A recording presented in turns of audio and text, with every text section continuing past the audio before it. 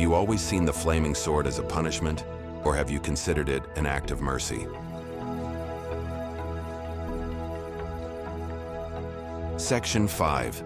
The Path Forward, from a guarded gate to an open door. So, the gate was sealed. The way back to the Tree of Life was guarded by God's own justice. For centuries, that was the reality. But God's act of mercy at the gate wasn't the end of the story. It was the beginning of a rescue plan. The Old Testament is full of echoes of this guarded gateway.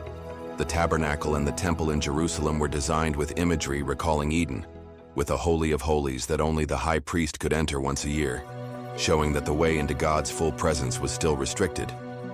But then, everything changed. A new person entered the story, someone who claimed he was the way back.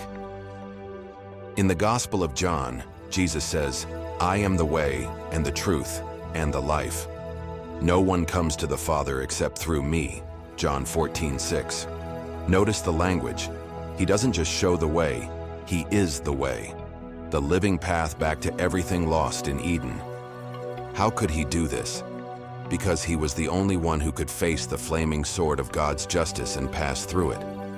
The sword represented God's judgment against sin, and that judgment had to be paid. On the cross, Jesus took the full force of that fiery sword upon himself.